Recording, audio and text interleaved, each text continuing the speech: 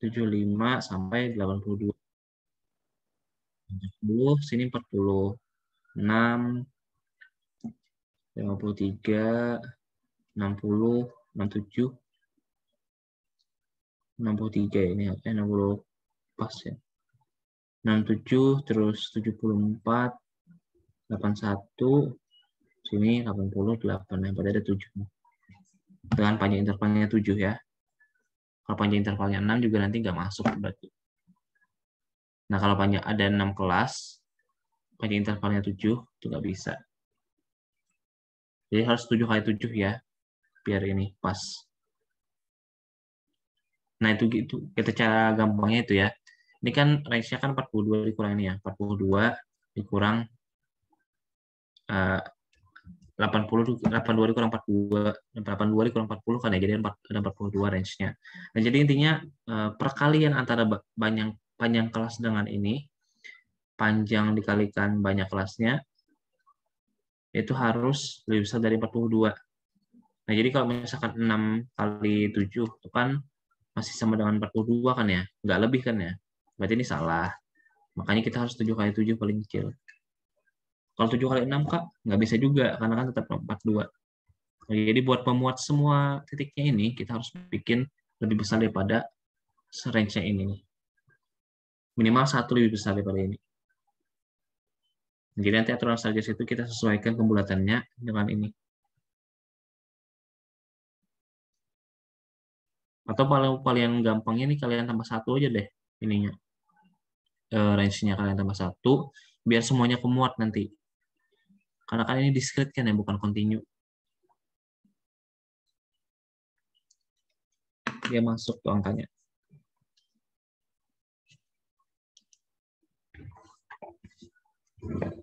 Oke, selanjutnya nomor 4 ya. Perhatikan grafik kemancingan di bawah ini yang menunjukkan tentang penjualan pas telur di pasar parit baru dalam rupiah. Kita lihat ya ininya. Kita lihat kakak clear dulu semuanya di sini. Nomor 4, nah ini. Berdasarkan grafik tersebut, manakah yang paling tepat? Rata-rata penjualan parit. Nah ini nih. Ini kalian harus hafal kalau misalkan min, median, sama modus. Kalau dari distribusinya ini kan menceng kiri kan ya. Nah ini kalau atas ini pasti adalah, kalian tahu ini apa? Ini modus. Modus itu kan yang paling banyak muncul kan ya. Fx maksimum itu adalah modus. Jadi puncak itu adalah modus.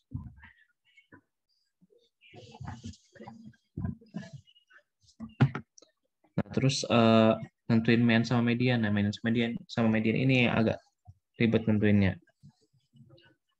Kalau misalkan mean itu kan dia lebih terpengaruh sama outlier kan ya. Jadi otomatis dia lebih mendekati outlier dibandingkan median. Jadi yang median itu yang di tengah. Ini mean-nya. Nah, ini X bar, ini median, ini modus.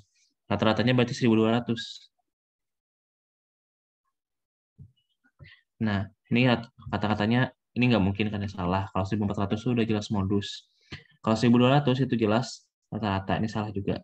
Rata-rata penjualan di pusat pasti di pasar baru lebih kecil dibandingkan dengan modusnya dan mediannya. Nah, ini benar. Karena kan dia mendekati outlier rata-rata tuh. Terus yang keempat, median penjualan tahu di pasar baru lebih kecil dibandingkan rata-rata dan modusnya. Nah, ini salah ya, karena median itu kan dia di tengah. Kan dia nggak lebih sensitif terhadap ini, outlier. Gitu ya.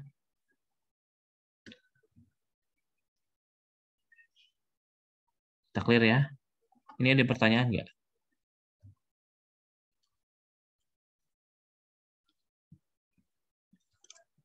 Nggak ada.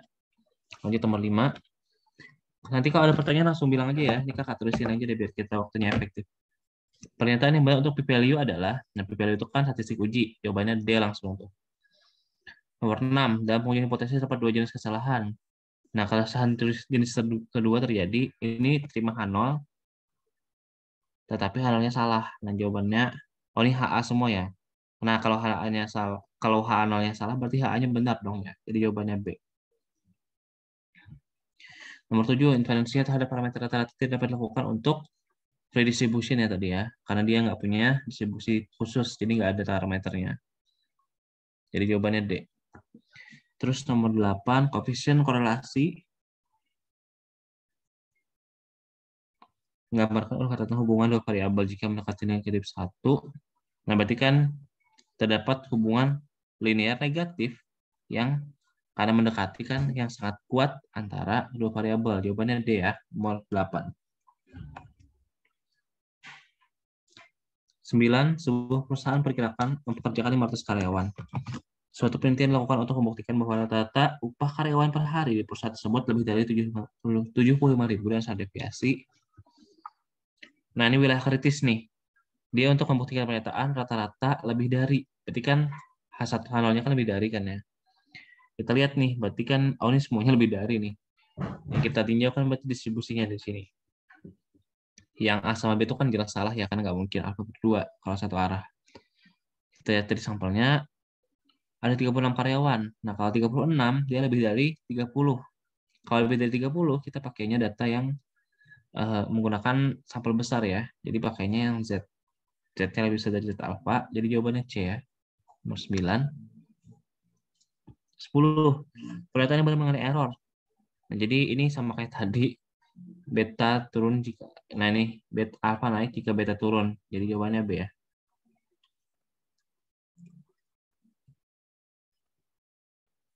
Jadi kalau misalkan alfa naik itu betanya turun. Kalau misalkan beta alfanya turun, betanya naik.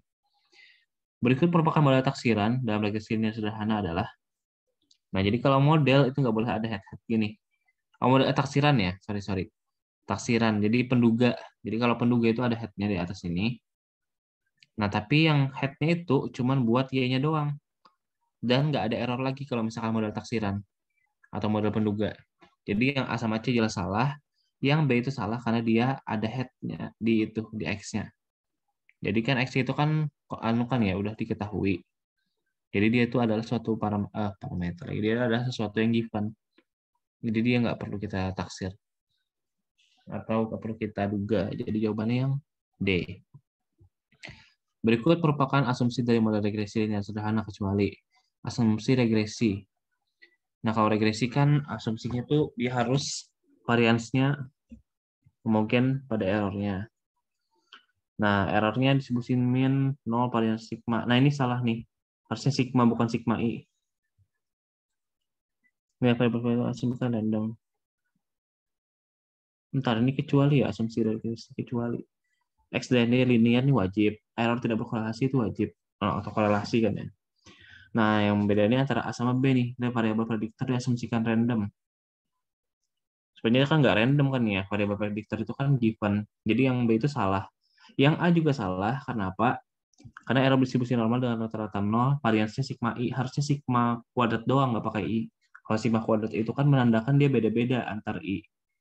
Jadi setiap error itu punya sigma yang beda-beda. Jadi jawabannya A sama B ya, yang salah. Nah, terus nomor 13.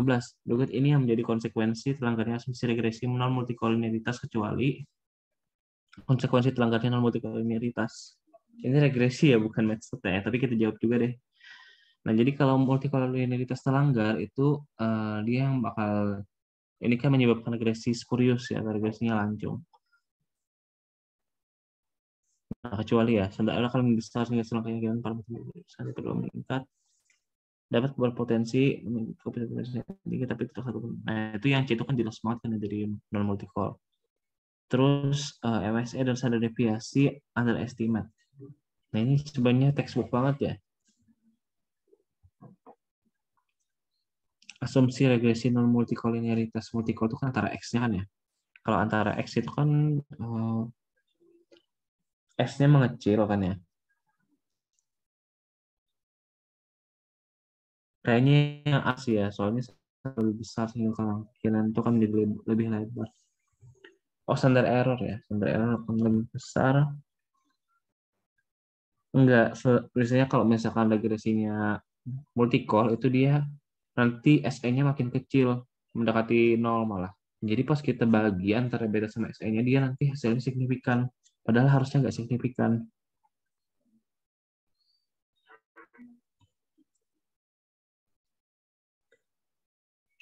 Biasanya dia kan, tapi ada satu nanti yang benar-benar kayak Kecil banget juga SE-nya. Dan jadi kemungkinan besar jawabannya A ya. Di sini ada jawabannya yang di TO ini.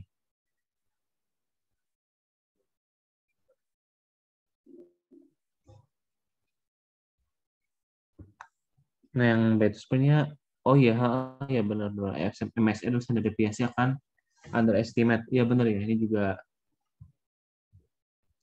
tunnel multi-call. Standar error akan besar. Ini ya A itu kan standar error akan besar itu kan harusnya dari heteros ya. Karena kan dia variasinya nggak efisien, otomatis standar errornya akan jadi gede.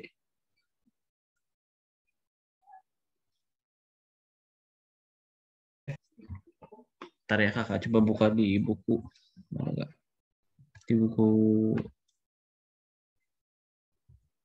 pernah lo kakak pas ngajar di STAN.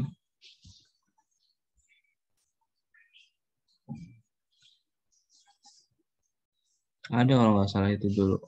Deconometric.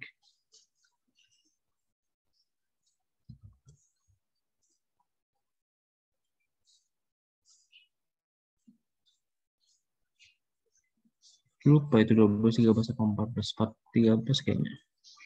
Ini goods of it, bukan.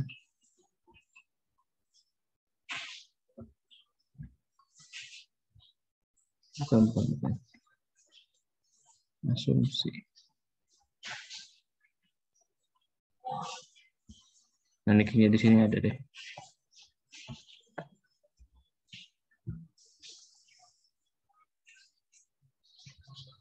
Nah, ini ada ini bab konsekuensi sama cara mengatasinya nih. Kalau multi-call,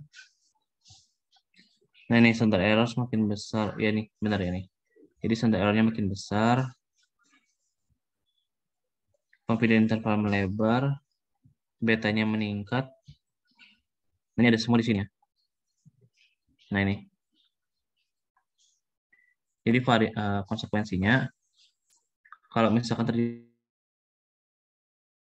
berarti nya tipe meningkat, berarti ini benar. Confidence interval melebar. Oh ya, berarti D jawabannya ya. Nanti textbook banget nih konsekuensinya. Jadi yang D itu konsekuensi dari apa tuh? MSE sama standar deviasi.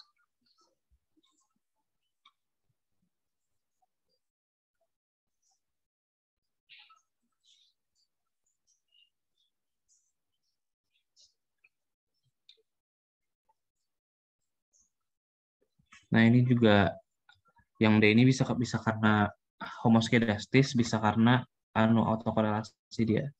Jadi kalau misalkan kelanggar salah satu dari itu akan terjadi tuh yang D.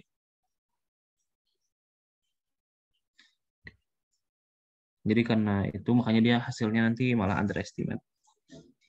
Nah, terus selanjutnya maka yang merupakan formula MSE dalam regresi linear berganda.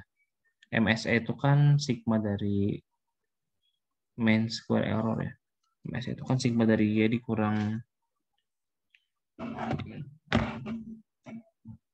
MSE.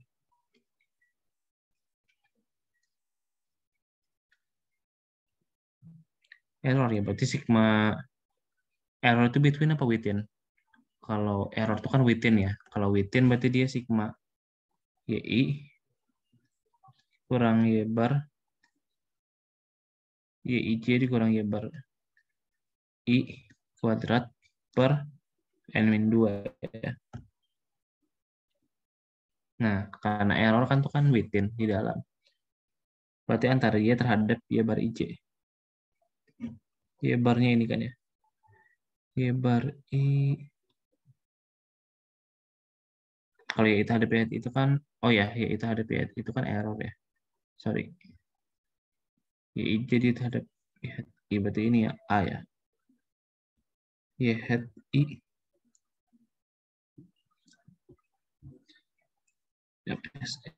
Ini kan N-nya tutup N2, berarti ini yang salah tuh jelas B sama D ini salah. Kalau ini Y hat ini kurang Y bar.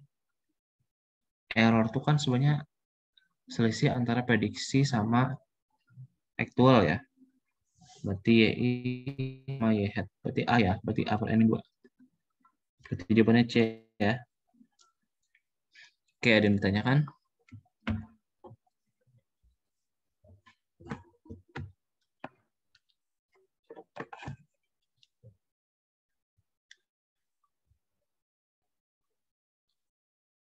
Enggak ada. Kalau enggak ada kita lanjutin ya.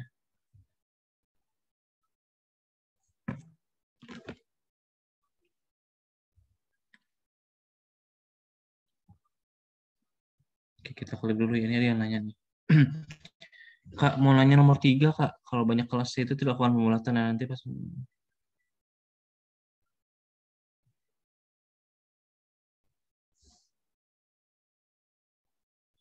Nah, itu harusnya kalau misalkan kita bikin ini ya, bikin panjang, kalau mau bikin, ini ada yang nanya nih. Kak, misal mau nanya nomor 3, kalau banyak kelasnya tidak dilakukan pembulatan dan nanti pada saat banyak kelas dilakukan pembulatan, seperti aturan pembulatan biasa, itu bisa nggak, Kak? Nah, harusnya nggak kayak gitu sih. Kalau misalkan kita mau bulatin, itu kita di awalnya bulatin dulu. Jadi nanti gini, pertama tuh buat nentuin banyak kelas tuh kita bulatin ke atas. Kalau bisa, kita bulatin ke atas.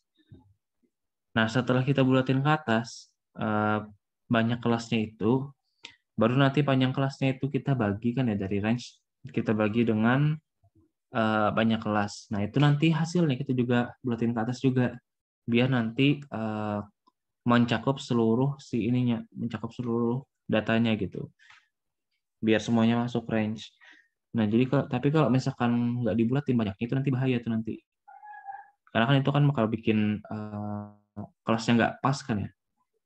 Nggak banyak kelasnya tuh nggak bulat, alhasil itu antara koma-komaan sama koma-komaan juga tuh. Nah, jadi kalau misalkan gini nih, nggak kita bulatin, misalkan ada 6, misalkan ya, kita hasil lognya tuh berapa tadi? Hasilnya tadi kan log 44 tuh kan sekitar 6,5 tadi ya. Nah, 6,5, 6,4 lah, 6,4 berapa tadi? Nah, itu untuk nomor 3 ya, 0,4. Nah, ternyata misalkan kita dapat range-nya itu tadi 44 ya. 42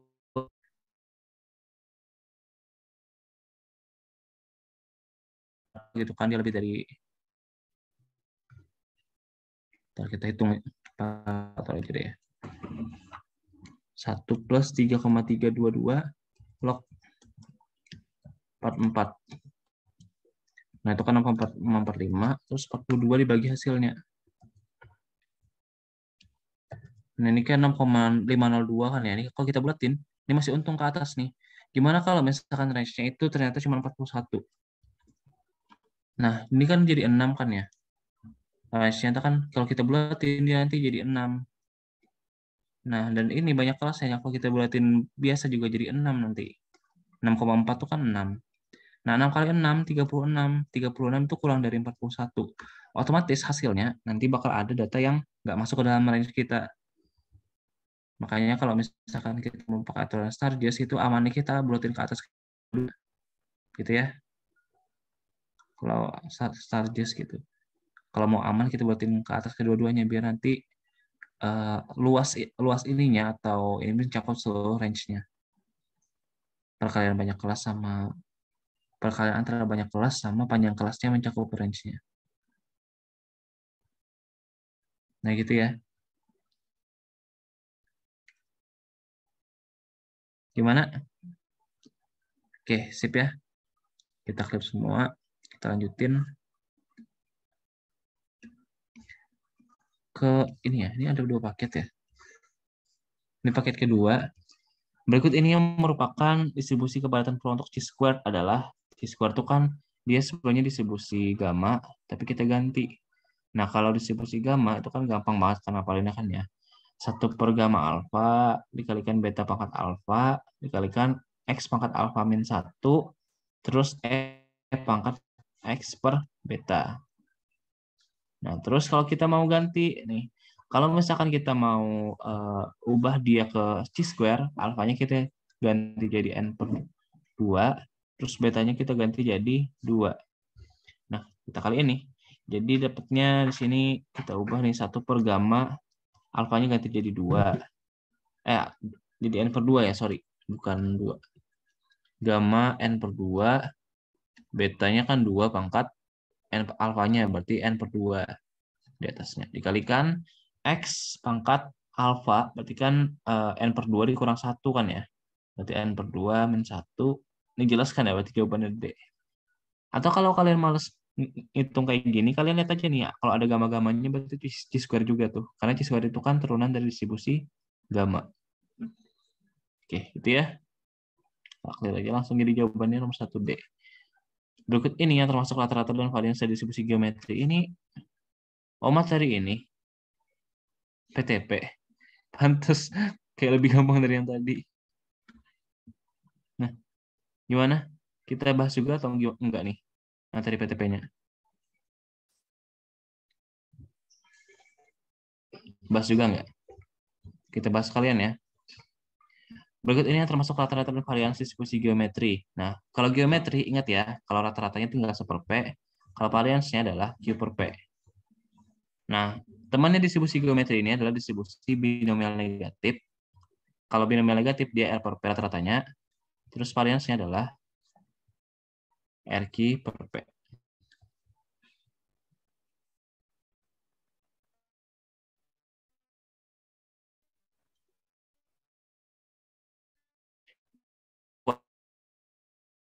Jadi, rata-rata dan varians distribusi geometri adalah 1 per P sama 1 min P. Karena Q ini kan sama dengan 1 min P.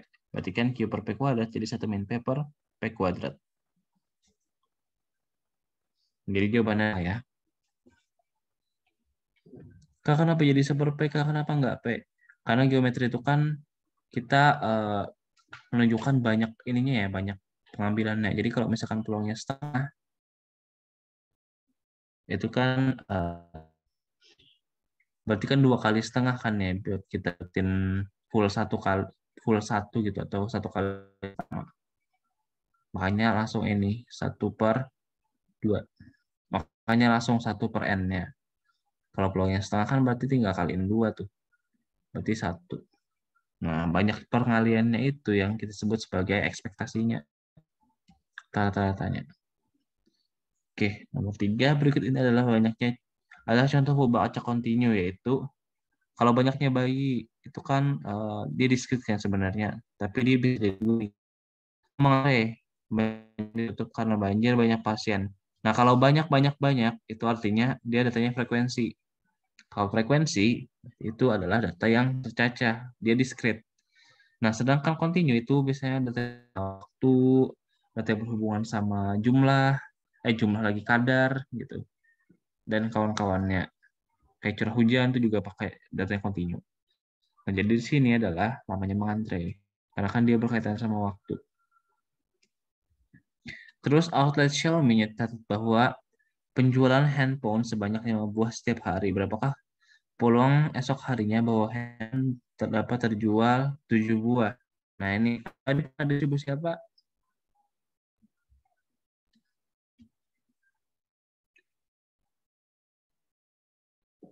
Siapa? Nah, ya benar, kosong ya. Kenapa pakai kosong? Karena kita di sini terhadap waktu. Saya itu kan kejadian ini kan langka juga kan untuk melakukan penjualan handphone. Jadi 5 buah setiap hari. Jadi kan lambangnya sama dengan 5. Nah, jadi kan nanti buat ngitung dapat terjual 7 buah, berarti kan peluang X sama dengan 7. Atau berarti kan pangkat, berarti kan PX sama dengan 7 kan,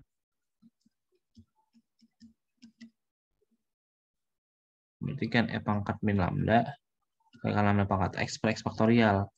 Nah, berarti kan pangkat min 5 dikalikan 5 pangkat 7 per 7 faktorial. Nah, hitung tuh berapa tuh.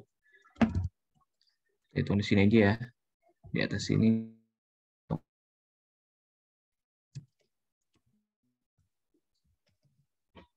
Pangkat min 5 dikali 5 pangkat 7 per 7 faktorial. Nah, 0,184 ya, jawabannya A.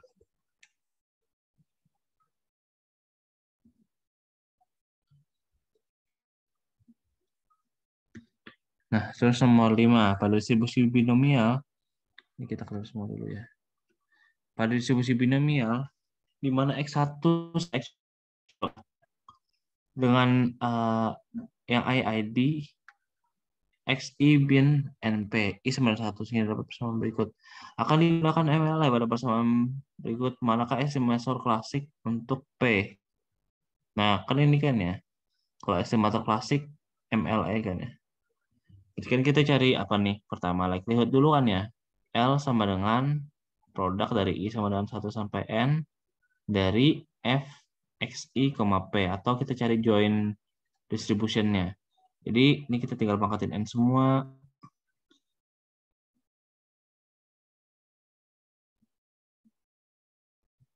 Dari N sama dengan 1 sampai I sama dengan 1. Sorry.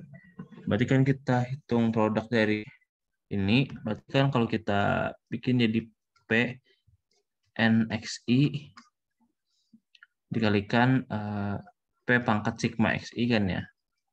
Dikalikan 1 min P pangkat ini N, kita ada I-nya sama dengan N, berarti kan N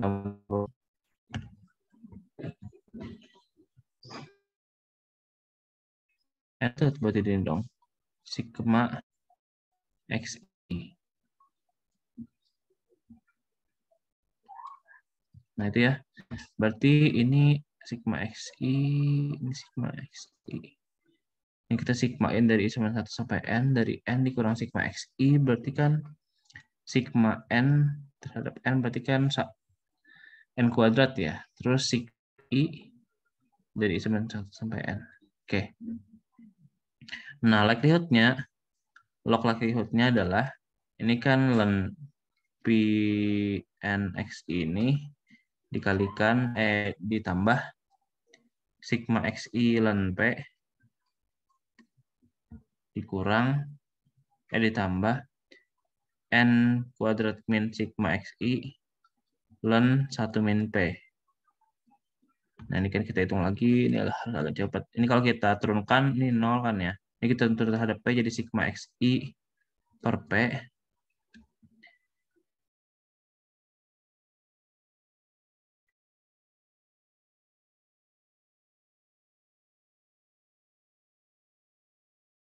Jadi 1 sama dengan N kuadrat dikurang P sama tinggal XI sama kuadrat dengan sigma X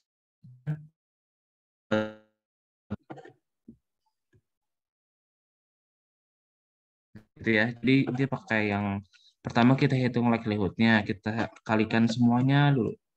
Nah, habis kita hitung likelihood-nya kita logkan. Habis kita logkan baru kita turunkan.